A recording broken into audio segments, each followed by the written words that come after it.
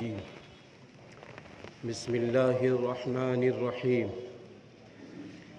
يا أيها الناس اتقوا ربكم الذي خلقكم من نفس واحدة إلى آخر الآية صدق الله العظيم۔ محترم حضرات، اسلام نے ہم سب کا خاندانی نظام کہ ہم کیسے گھروں میں رہیں گے، ہم کیسے ایک دوسرے کا حق ادا کریں گے، باپ اپنے بیٹے کا حق کیسے ادا کرے، بیٹا اپنے باپ کا حق کیسے ادا کرے، شوہر اپنی بیوی کا حق کیسے ادا کرے، بیوی اپنے شوہر کا حق کیسے ادا کرے، ننھے بچے ہیں ان کا حق کیا ہے، ہمارے گھروں میں بزرگ ہیں، بڑے ہیں، ان کا کیا حق ہے، ہمارے گھر کی وہ بہنیں جو شادی کے لائق ہیں ان کا کیا حق ہے، اور اگر کسی کی شادی ہو چکی اس کے بعد اس کی طلاق ہو گئی ہے تو ہمارے گھر میں وہ پل رہی ہے، اس مطلقہ کا کیا حق ہے۔ اسی طرح ہمارے گھر میں کوئی ایسا بھی ہے جس کے شوہر کا انتقال ہو گیا، وہ عورت بیوہ ہے، اسلام نے ان سب کو کیا حقوق دیے ہیں، یہ سارے حقوق کلام اللہ سے اور رسول اللہ صلی اللہ علیہ وسلم کی زندگی سے مل رہے ہیں۔ افسوس در افسوس تو یہ ہے کہ ان حقوق کی طرف ہمارا ذہن نہیں جاتا۔ ایک شخص ہے، اس نے شادی کر لی، شادی کرنے کے بعد مہر کا مسئلہ آیا، ادھار۔ اب وہ مہر زندگی بھر ادھار ہی رہا، اس کے دل میں یہ خیال ہی نہیں پیدا ہوتا ہے کہ میں نے شادی کی ہے اور اپنی بیوی کا مقروض ہوں، اس کو مہر دینا ہے کہ نہیں دینا، ذہن ہی نہیں آتا۔ جبکہ شادی کر لی ہے تو اس کو مہر ادا کرنا ہوگا، اسی طریقے سے شادی کے بعد نان و نفقہ کا مسئلہ ہے، شادی ہو گئی اس کا نفقہ ادا ہی نہیں کیا جا رہا ہے، تھوڑی سی بات ہو گئی اس کو جھڑک دیا گیا، رات کے 12 بجے اس کو گھر سے نکال دیا گیا۔ اسلام ان چیزوں کو ناپسند کرتا ہے۔ آپسی تناؤ ہو گیا، معمولی سی بات پر عورت کا کھانا بند کر دیا گیا، اس کا خرچہ روک دیا گیا، اس کا نفقہ روک دیا گیا، اسلام اس کو ناپسند کرتا ہے۔ اسی طرح بیویاں اپنے شوہروں کے ساتھ اچھا برتاؤ نہ کریں، شوہروں سے اچھی طرح بات چیت نہ کریں، گفتگو نہ کریں معمولی سی بات پر، تو اسلام اس کو ناپسند کرتا ہے۔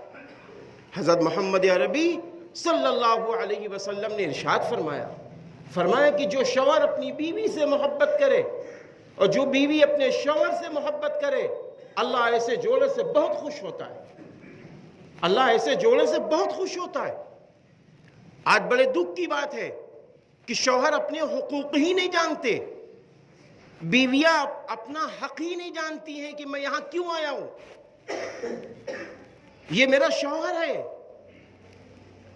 حدیث میں ہے کہ اگر کسی بیوی کا انتقال اس حال میں ہو گیا کہ شوہر اس سے خوش تھا تو وہ بیوی جنتی ہے، آج بیویاں بھی حق نہیں جانتی اور شوہر بھی ان کو حق بتانا نہیں چاہتے۔ ہمارے ذہن و دماغ میں ایک بات بسی ہوئی ہے کہ شادی کر لیں گے، عیش کریں گے، ٹھاٹ کریں گے، انجوائے کریں گے، یہاں گھومیں گے، وہاں گھومیں گے، یہاں ہنیمون منائیں گے، وہاں جائیں گے، یہاں جائیں گے، بس یہ ایک مزاج بنا ہوا ہے۔ عورتوں کے ذہن میں بھی یہ مزاج بنا ہوا ہے کہ اکثر یہ شکایتیں ہوتی ہیں کہ شوہر مجھے گھماتا نہیں ہے۔ حالانکہ شوہر بیوی جس دن بنتے ہیں، جس دن مرد شوہر بنتا ہے یعنی اپنی بیوی کو قبول کرتا ہے، اور جس دن بیوی اپنے شوہر کو اجازت دیتی ہے یعنی نکاح ہوتا ہے، تو حدیث میں ہے کہ آدھا ایمان شوہر کا محفوظ ہو جاتا ہے۔ اب آدھا ایمان کا مسئلہ ہے تو پوری زندگی شریعت کی روشنی کے مطابق اگر گزر گئی، کلام اللہ کی روشنی کے مطابق گزر گئی، اللہ اور رسول کو خوش کرنے کے مطابق گزر گئی، صحابہ سے محبت کرتے ہوئے زندگی گزر گئی، اور اللہ کا ڈر کرتے ہوئے زندگی گزر گئی، اور جنت کو پانے کے تمام راستے دنیا میں اپناتے ہوئے زندگی گزر گئی، تو آدھا ایمان مکمل ہو گیا۔ وَلَا تَمُوتُنَّ إِلَّا وَأَنْتُمْ مُسْلِمُونَ، اور تم مرو اس حال میں مرو کہ تم مومن ہو، تم مسلم ہو۔ میرے بھائیوں ایک بات اچھی طرح سن لو، دنیا تو وقتی ہے، عارضی ہے، 30 سال 40 سال 100 سال 200 سال میں یہ گزر جائے گی، کوئی نہیں بچتا ہے، یہاں کوئی نہیں بچتا ہے۔ لیکن اس زندگی کے بعد کی جو زندگی ہے وہ لامحدود ہے، جہاں موت نہیں آئے گی، موت کو بھی موت دے دی جاتی ہے۔ اس زندگی کے لیے ہم کو آپ کو دنیا میں بھیجا گیا ہے، اس زندگی کو پانے کے لیے اسلام نے طریقے بتائے ہیں۔ بیٹوں کا کیا حق ہے؟ آج بیٹا باپ سے تو تڑا کی باتیں کر رہا ہے، بیٹیاں اپنی ماں سے تو تڑا سے باتیں کر رہی ہیں، جبکہ ماں کے قدموں تلے جنت ہے اور باپ جنت کا دروازہ ہے۔ بڑے دکھ کی بات ہے، باپ اور ماں کی دعائیں قبول ہوتی ہیں اولاد کے لیے۔ حضور پاک صلی اللہ علیہ وسلم نے فرمایا ماں باپ کی دعا، ماں باپ کی بد دعا دونوں قبول ہوتی ہیں۔ ارے میرے بھائی ہم یہ بھی کہہ سکتے ہیں اگر ماں خوش ہے تو سمجھ لو اللہ تعالیٰ بھی خوش ہے، باپ خوش ہیں تو سمجھ لو اللہ تعالیٰ بھی خوش ہے، کیونکہ اللہ تعالیٰ نے خود قرآن میں فرمایا ہے وَقَضَىٰ رَبُّكَ أَلَّا تَعْبُدُوا إِلَّا إِيَّاهُ وَبِالْوَالِدَيْنِ إِحْسَانًا إِمَّا يَبْلُغَنَّ عِندَكَ الْكِبَرَ أَحَدُهُمَا أَوْ كِلَاهُمَا فَلَا تَقُل لَّهُمَا أُفٍّ وَلَا تَنْهَرْهُمَا وَقُل لَّهُمَا قَوْلًا كَرِيمًا وَاخْفِضْ لَهُمَا جَنَاحَ الذُّلِّ مِنَ الرَّحْمَةِ وَقُل رَّبِّ ارْحَمْهُمَا كَمَا رَبَّيَانِي صَغِيرًا۔ اللہ تعالیٰ فرماتا ہے کہ تیرے باپ نے، اللہ فرماتا ہے کہ تیرے رب نے یہ فیصلہ کر لیا ہے کہ تو صرف اللہ کی عبادت کر، اپنے ماں باپ کے ساتھ اچھا برتاؤ کر۔ ان میں سے کوئی ایک بڑھاپے کو پہنچ جائیں تو تم ان کو اف نہ کہو، زور سے بولو نہیں، بازوؤں کو جھکائے رکھو، نرم گفتگو کرو، جھڑکو نہیں ماں باپ کو۔ اور جب بڑھاپے کو پہنچ جائیں تو اللہ سے دعا کرو رب ارحمہما کما ربیانی صغیرا، اے پروردگار عالم جس طرح بچپن میں میری ماں نے، میرے باپ نے میرے ساتھ اچھی پرورش کا معاملہ کیا ہے، اس سے بھی بہتر میرے ماں باپ کے ساتھ معاملہ فرما دیجئے۔ اللہ سے دعائیں کرنے کا موقع ہوتا ہے یہ۔ اور میں یہاں تک بھی کہتا ہوں آپ کیا بننا چاہتے ہیں؟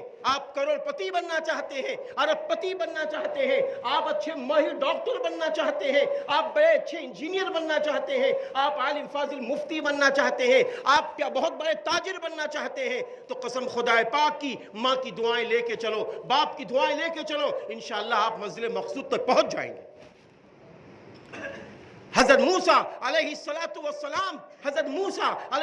السلام کی جب امی جان دنیا سے اٹھا لی گئیں، ابا جان دنیا سے اٹھا لیے گئے، تو معلوم ہے کیا ہوا؟ وہ برابر اللہ سے ضد کرتے تھے، اللہ ان کی ضدیں پوری کرتا تھا، لیکن جب ماں باپ دنیا سے اٹھا لیے گئے ایک دن ضد کرنے لگے، آسمان سے آواز آئی موسیٰ موسیٰ اب میں چاہوں گا تیری ضد پوری کروں گا ورنہ نہ کروں گا۔ تو آواز آئی کہ اللہ کیا غلطی ہو گئی ہے؟ تو فوراً آواز آئی موسیٰ جب تو گھر کے باہر نکلتا تھا تیری بوڑھی ماں، تیرا بوڑھا باپ دعا کرتا تھا، دعا کرتی تھی، میں ان کی دعاؤں کی وجہ سے تیری ضد پوری کرتا تھا۔ میرے بھائیوں حضرت اویس قرنی رحمت اللہ علیہ بہت بڑے تابعین گزرے ہیں، ماں کی خدمت کی وجہ سے سب سے بڑے تابعی بن گئے۔ حضور صلی اللہ علیہ وسلم نے حضرت علی رضی اللہ عنہ سے، حضرت عمر فاروق رضی اللہ عنہ سے فرمایا تھا یہ لو وہ کپڑا، اور حضرت اویس آئیں گے اور کہاں ملیں گے؟ عرفات میں ملیں گے، جب وہ عرفات میں ملے ان سے دعائیں کرانا، ان کی دعائیں قبول ہوتی، ان کو یہ تحفہ دینا۔ ماں باپ کا بڑا مقام و مرتبہ ہے، لیکن افسوس آج ہمارے بچے جانتے ہی نہیں، تڑپ رہے ہیں، سسک رہے ہیں، بلک رہے ہیں، ایک چھوٹی سی پونجی میں بالکل اپنی زندگی کو گزار رہے ہیں، اور بالکل عجب ماحول ہے، لیکن ماں سے دعائیں نہیں کرانا چاہتے، باپ سے دعائیں نہیں کرانا چاہتے۔ ماں باپ زندہ ہیں یا انمول ہیں؟ میرے بھائیوں اسلام نے سب کو حق دیا ہے، باپ کو یہ بھی حق دیا ہے کہ باپ اپنے بچوں کے لیے اچھی پرورش کا انتظام کرے۔ بچہ پیدا ہو اس کے کان میں داہنے کان میں اذان کہے، بائیں کان میں تکبیر کہے، اور جب بچہ 6 سال کا ہو تو اسے نماز سکھائے، اور جب بچہ 10 سال کا ہو نماز کے نہ پڑھنے پر اس کی تنبیہ کرے، اور ساتھ ہی ساتھ بچوں کو سب سے پہلے قرآن کریم کی تعلیم دلائے، سب سے پہلے قرآن پڑھائے۔ میرے بھائیوں، ڈاکٹر بناؤ، انجینئر بناؤ، پروفیسر بناؤ، لیکن سب سے پہلے اپنے بچوں کو مسلمان بناؤ، ایمان والا بناؤ، ان کو قرآن کی تعلیم دو، ان کو دین کی تعلیم دو، ان کو صالح بناؤ۔ حضرت زکریا علیہ السلام، حضرت ابراہیم علیہ السلام، میرے بھائیوں، ان سب اللہ کے محبوبوں نے اللہ سے رو رو کے دعائیں مانگی ہیں، اے اللہ صالح اولاد عطا فرما۔ ہم کو اپنی اولادوں کو صالح بنانا ہے۔ جب ہمارا جنازہ نکل رہا ہو تو ہماری اولادیں نماز پڑھ رہی ہوں، ہماری اولادیں قرآن پڑھ رہی ہوں، ہماری اولادیں سچ بول رہی ہوں، ہماری اولادیں ایمانداری کا کام کر رہی ہوں، ہماری اولادیں اپنے ماں باپ کے لیے دعائیں مغفرت کر رہی ہوں، ہماری اور آپ کی اولادیں میرے بھائیوں پڑوسیوں کا حق ادا کر رہی ہوں، ہماری اور آپ کی اولادیں سود، رشوت اور تمام بے حیائی کی چیزوں سے رک رہی ہوں، اللہ کو راضی کرنے والی کوشش کر رہی ہوں۔ اولاد چاہے حافظ ہو، عالم ہو، فاضل ہو، ڈاکٹر ہو، انجینئر ہو، تاجر ہو، کسان ہو، کچھ بھی ہو، لیکن اولاد ہماری آپ کی صالح ہو، نیک ہو۔ اس لیے ہم کو یہ کام کرنا ہے، ہمیں آپ کو یہ کام کرنا ہے۔ اللہ نہ کرے ہمارے گھر میں کوئی عورت بیوہ ہو جاتی ہے، اس کے ساتھ برا سلوک نہ کیا جائے، اچھا سلوک کیا جائے۔ اسلام کی روشنی میں وہ گھر بڑا محترم ہوتا ہے جن گھروں میں بیواؤں پر رحم کیا جائے، یتیموں پر رحم کیا جائے، اپاہجوں پر رحم کیا جائے، اور وہ مظلومہ بیچاری بہنیں جن کی عمریں بہت زیادہ ہو گئی ہیں، بہت زیادہ ہو گئی ہیں، شادیاں نہیں ہو رہی ہیں، ان پر بھی رحم کھایا جائے، ان پر بھی رحم کھایا جائے۔ اور آخری بات یہ ہے، جہیز کے لین دین کے لیے اسلام میں کہیں کوئی روشنی نہیں ہے، کوئی روشنی نہیں ہے۔ بہت سارے لوگ کہتے ہیں حضرت فاطمہ رضی اللہ تعالیٰ عنہ کو جہیز دیا گیا، نہیں میرے بھائیوں، نبی پاک صلی اللہ علیہ وسلم کے گھر حضرت علی رضی اللہ عنہ پلے بڑھے ہیں۔ اللہ کے رسول کو معلوم تھا کہ علی کے پاس میری بیٹی کے رکھنے کے لیے کوئی انتظام نہیں ہے، نہ مشکیزہ ہے، نہ چکی ہے، نہ کوئی کپڑے ایسے ہیں۔ تو اللہ کے رسول نے فرمایا تھا علی تمہارے پاس کچھ ہے؟ فرمایا نہیں ہے۔ کہا علی اور کیا ہے؟ کہا میرے پاس ایک زرہ ہے۔ کہا وہ زرہ لے کر آؤ۔ 480 دراہم میں حضرت عثمان غنی رضی اللہ عنہ نے زرہ خرید لی، اور اس کے بعد میں پھر وہی زرہ کا پیسہ اور وہ زرہ بھی واپس کر دیا حضرت عثمان رضی اللہ عنہ نے، اور زرہ بھی دے دی، پیسہ بھی دے دیا۔ اللہ کے رسول نے اسی زرہ کے پیسے سے حضرت فاطمہ رضی اللہ تعالیٰ عنہ کا سارا سامان تیار کیا تھا، جہیز نہیں دیا تھا۔ نبی حضرت فاطمہ رضی اللہ تعالیٰ عنہ کو جہیز دے اور حضرت ام کلثوم رضی اللہ عنہ کو جہیز نہ دے، حضرت رقیہ رضی اللہ تعالیٰ عنہ کو جہیز نہ دے، حضرت زینب رضی اللہ تعالیٰ عنہ کو جہیز نہ دے، یہ کیسے ہو سکتا ہے؟ نبی کی 4 بیٹیاں ہیں، ایک کو جہیز دے، ایک کو 3 کو نہ دے، ایسا نہیں ہو سکتا ہے۔ اس لیے میرے بھائیوں، اسلام میں دور دور تک جہیز نام کی کوئی چیز نہیں ہے۔